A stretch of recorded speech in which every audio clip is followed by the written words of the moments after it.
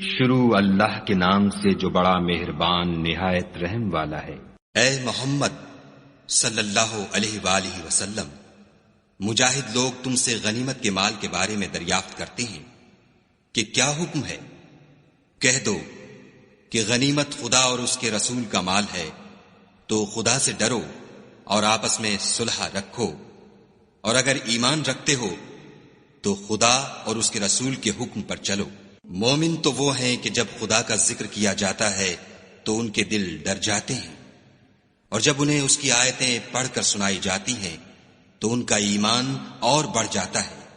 اور وہ اپنے پروردگار پر بھروسہ رکھتے ہیں، اور وہ جو نماز پڑھتے ہیں اور جو مال ہم نے ان کو دیا ہے اس میں سے نیک کاموں میں خرچ کرتے ہیں، یہی سچے مومن ہیں، اور ان کے لیے پروردگار کے ہاں بڑے بڑے درجے اور بخشش اور عزت کی روزی ہے۔ ان لوگوں کو اپنے گھروں سے اس طرح نکلنا چاہیے تھا جس طرح تمہارے پروردگار نے تم کو تدبیر کے ساتھ اپنے گھر سے نکالا، اور اس وقت مومنوں کی ایک جماعت ناخوش تھی۔ وہ لوگ حق بات میں اس کے ظاہر ہوئے پیچھے تم سے جھگڑنے لگے، گویا موت کی طرف دھکیلے جاتے ہیں اور اسے دیکھ رہے ہیں۔ اور اس وقت کو یاد کرو جب خدا تم سے وعدہ کرتا تھا کہ ابو سفیان اور ابو جہل کے دو گروہوں میں سے ایک گروہ تمہارا مسخر ہو جائے گا، اور تم چاہتے تھے کہ جو قافلہ بے شان و شوکت یعنی بے ہتھیار ہے وہ تمہارے ہاتھ آ جائے، اور خدا چاہتا تھا کہ اپنے فرمان سے حق کو قائم رکھے اور کافروں کی جڑ کاٹ کر پھینک دے، تاکہ سچ کو سچ اور جھوٹ کو جھوٹ کر دے، گو مشرک ناخوش ہی ہوں۔ جب تم اپنے پروردگار سے فریاد کرتے تھے تو اس نے تمہاری دعا قبول کر لی اور فرمایا کہ تسلی رکھو، ہم 1000 فرشتوں سے جو ایک دوسرے کے پیچھے آتے جائیں گے تمہاری مدد کریں گے۔ اور اس مدد کو خدا نے محض بشارت بنایا تھا کہ تمہارے دل اس سے اطمینان حاصل کریں، اور مدد تو اللہ ہی کی طرف سے ہے، بے شک خدا غالب حکمت والا ہے۔ جب اس نے تمہاری تسکین کے لیے اپنی طرف سے تمہیں نیند کی چادر اڑا دی اور تم پر آسمان سے پانی برسا دیا تاکہ تم کو اس سے نہلا کر پاک کر دے، اور شیطانی نجاست کو تم سے دور کر دے، اور اس لیے بھی کہ تمہارے دلوں کو مضبوط کر دے اور اس سے تمہارے پاؤں جمائے رکھے۔ جب تمہارا پروردگار فرشتوں کو ارشاد فرماتا تھا کہ میں تمہارے ساتھ ہوں، تم مومنوں کو تسلی دو کہ ثابت قدم رہیں، میں ابھی ابھی کافروں کے دلوں میں رعب و ہیبت ڈالے دیتا ہوں، تو ان کے سر مار کر اڑا دو اور ان کا پور پور مار کر توڑ دو۔ یہ سزا اس لیے دی گئی کہ انہوں نے خدا اور اس کے رسول کی مخالفت کی، اور جو شخص خدا اور اس کے رسول کی مخالفت کرتا ہے تو خدا بھی سخت عذاب دینے والا ہے۔ یہ مزہ تو یہاں چکھو اور یہ جانے رہو کہ کافروں کے لیے آخرت میں دوزخ کا عذاب بھی تیار ہے۔ اے اہل ایمان، جب میدان جنگ میں کفار سے تمہارا مقابلہ ہو تو ان سے پیٹھ نہ پھیرنا، اور جو شخص جنگ کے روز اس صورت کے سوا کہ لڑائی کے لیے کنارے کنارے چلے، یعنی حکمت عملی سے دشمن کو مارے یا اپنی فوج میں جا ملنا چاہے، ان سے پیٹھ پھیرے گا تو سمجھو کہ وہ خدا کے غضب میں گرفتار ہو گیا، اور اس کا ٹھکانہ دوزخ ہے، اور وہ بہت ہی بری جگہ ہے۔ تم لوگوں نے ان کفار کو قتل نہیں کیا بلکہ خدا نے انہیں قتل کیا، اور اے محمد صلی اللہ علیہ وآلہ وسلم، جس وقت تم نے کنکریاں پھینکی تھیں تو وہ تم نے نہیں پھینکی تھیں بلکہ اللہ نے پھینکی تھیں، اس سے یہ غرض تھی کہ مومنوں کو اپنے احسانوں سے اچھی طرح آزما لے، بے شک خدا سنتا جانتا ہے۔ بات یہ ہے کچھ شک نہیں کہ خدا کافروں کی تدبیر کو کمزور کر دینے والا ہے۔ کافروں، اگر تم محمد صلی اللہ علیہ وآلہ وسلم پر فتح چاہتے ہو تو تمہارے پاس فتح آ چکی۔ دیکھو، اگر تم اپنے افعال سے باز آ جاؤ تو تمہارے حق میں بہتر ہے، اور اگر پھر نافرمانی کرو گے تو ہم بھی پھر تمہیں عذاب کریں گے، اور تمہاری جماعت خواہ کتنی ہی کثیر ہو تمہارے کچھ بھی کام نہ آئے گی، اور خدا تو مومنوں کے ساتھ ہے۔ اے ایمان والو،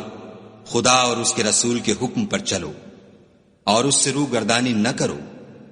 اور تم سنتے ہو، اور ان لوگوں جیسے نہ ہونا جو کہتے ہیں کہ ہم نے حکم خدا سن لیا مگر حقیقت میں نہیں سنتے۔ کچھ شک نہیں کہ خدا کے نزدیک تمام جانداروں سے بدتر بہرے گونگے ہیں جو کچھ نہیں سمجھتے، اور اگر خدا ان میں نیکی کا مادہ دیکھتا تو ان کو سننے کی توفیق بخشتا، اور اگر بغیر صلاحیت ہدایت کے سماعت دیتا تو وہ منہ پھیر کر بھاگ جاتے۔ مومنو، خدا اور اس کے رسول کا حکم قبول کرو، جبکہ رسول خدا تمہیں ایسے کام کے لیے بلاتے ہیں جو تم کو زندگی جاوداں بخشتا ہے، اور جان رکھو کہ خدا آدمی اور اس کے دل کے درمیان حائل ہو جاتا ہے، اور یہ بھی کہ تم سب اس کے روبرو جمع کیے جاؤ گے، اور اس فتنے سے ڈرو جو خصوصیت کے ساتھ انہی لوگوں پر واقع نہ ہوگا جو تم میں گناہ گار ہیں، اور جان رکھو کہ خدا سخت عذاب دینے والا ہے۔ اور اس وقت کو یاد کرو جب تم زمین مکہ میں قلیل اور ضعیف سمجھے جاتے تھے اور ڈرتے رہتے تھے کہ لوگ تمہیں اڑا نہ لے جائیں، یعنی بے خانما نہ کر دیں، تو اس نے تم کو جگہ دی اور اپنی مدد سے تم کو تقویت بخشی اور پاکیزہ چیزیں کھانے کو دیں تاکہ اس کا شکر کرو۔ اے ایمان والو، نہ تو خدا اور رسول کی امانت میں خیانت کرو اور نہ اپنی امانتوں میں خیانت کرو، اور تم ان باتوں کو جانتے ہو، اور جان رکھو کہ تمہارا مال اور اولاد بڑی آزمائش ہے، اور یہ کہ خدا کے پاس نیکیوں کا بڑا ثواب ہے۔ مومنو، اگر تم خدا سے ڈرو گے تو وہ تمہارے لیے امر فارق پیدا کر دے گا، یعنی تم کو ممتاز کر دے گا اور تمہارے گناہ مٹا دے گا اور تمہیں بخش دے گا، اور خدا بڑے فضل والا ہے۔ اور اے محمد صلی اللہ علیہ وآلہ وسلم، اس وقت کو یاد کرو جب کافر لوگ تمہارے بارے میں چال چل رہے تھے کہ تم کو قید کر دیں یا جان سے مار دیں یا وطن سے نکال دیں، تو ادھر تو وہ چال چل رہے تھے اور ادھر خدا چال چل رہا تھا، اور خدا سب سے بہتر چال چلنے والا ہے۔ اور جب ان کو ہماری آیتیں پڑھ کر سنائی جاتی ہیں تو کہتے ہیں یہ کلام ہم نے سن لیا ہے، اگر ہم چاہیں تو اسی طرح کا کلام ہم بھی کہہ دیں، اور یہ ہے ہی کیا، صرف اگلے لوگوں کی حکایتیں ہیں۔ اور جب انہوں نے کہا کہ اے خدا، اگر یہ قرآن تیری طرف سے برحق ہے تو ہم پر آسمان سے پتھر برسا یا کوئی اور تکلیف دینے والا عذاب بھیج۔ اور خدا ایسا نہ تھا کہ جب تک تم ان میں تھے انہیں عذاب دیتا، اور نہ ایسا تھا کہ وہ بخشش مانگے اور انہیں عذاب دے۔ اور اب ان کے لیے کون سی وجہ ہے کہ وہ انہیں عذاب نہ دے، جبکہ وہ مسجد محترم میں نماز پڑھنے سے روکتے ہیں، اور وہ اس مسجد کے متولی بھی نہیں ہیں، اس کے متولی تو صرف پرہیزگار ہیں، لیکن ان میں کے اکثر نہیں جانتے۔ اور ان لوگوں کی نماز خانہ کعبہ کے پاس سیٹیاں اور تالیاں بجانے کے سوا کچھ نہ تھی، تو تم جو کفر کرتے تھے اب اس کے بدلے عذاب کا مزہ چکھو۔ جو لوگ کافر ہیں اپنا مال خرچ کرتے ہیں کہ لوگوں کو خدا کے رستے سے روکیں، سو ابھی اور خرچ کریں گے، مگر آخر وہ خرچ کرنا ان کے لیے موجب افسوس ہوگا، اور وہ مغلوب ہو جائیں گے، اور کافر لوگ دوزخ کی طرف ہانکے جائیں گے، تاکہ خدا پاک سے ناپاک کو الگ کر دے اور ناپاک کو ایک دوسرے پر رکھ کر ایک ڈھیر بنا دے، پھر اس کو دوزخ میں ڈال دے۔ یہی لوگ خسارہ پانے والے ہیں۔ اے پیغمبر صلی اللہ علیہ وآلہ وسلم، کفار سے کہہ دو کہ اگر وہ اپنے افعال سے باز آ جائیں تو جو ہو چکا وہ انہیں معاف کر دیا جائے گا، اور اگر پھر وہی حرکات کرنے لگیں گے تو اگلے لوگوں کا جو طریق جاری ہو چکا ہے وہی ان کے حق میں برتا جائے گا۔ اور ان لوگوں سے لڑتے رہو یہاں تک کہ فتنہ یعنی کفر کا فساد باقی نہ رہے اور دین سب خدا ہی کا ہو جائے، اور اگر باز آ جائیں تو خدا ان کے کاموں کو دیکھ رہا ہے، اور اگر روگردانی کریں تو جان رکھو کہ خدا تمہارا حمایتی ہے، اور وہ خوب حمایتی اور خوب مددگار ہے۔ اور جان رکھو کہ جو چیز تم کفار سے لوٹ کر لاؤ اس میں سے 5واں حصہ خدا کا اور اس کے رسول کا اور اہل قرابت کا اور یتیموں کا اور محتاجوں کا اور مسافروں کا ہے۔ اگر تم خدا پر اور اس نصرت پر ایمان رکھتے ہو جو حق و باطل میں فرق کرنے کے دن یعنی جنگ بدر میں، جس دن دونوں فوجوں میں مٹھ بھیڑ ہو گئی، اپنے بندے محمد صلی اللہ علیہ وآلہ وسلم پر نازل فرمائی،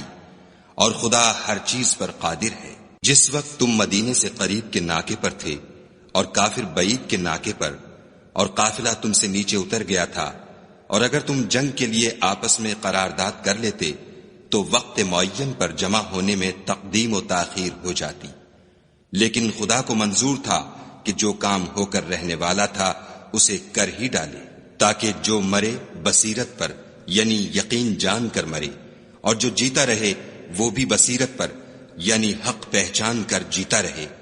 اور کچھ شک نہیں کہ خدا سنتا جانتا ہے۔ اس وقت خدا نے تمہیں خواب میں کافروں کو تھوڑی تعداد میں دکھایا، اور اگر بہت کر کے دکھاتا تو تم لوگ جی چھوڑ دیتے، اور جو کام درپیش تھا اس میں جھگڑنے لگتے، لیکن خدا نے تمہیں اس سے بچا لیا، بے شک وہ سینوں کی باتوں تک سے واقف ہے۔ اور اس وقت جب تم ایک دوسرے کے مقابل ہوئے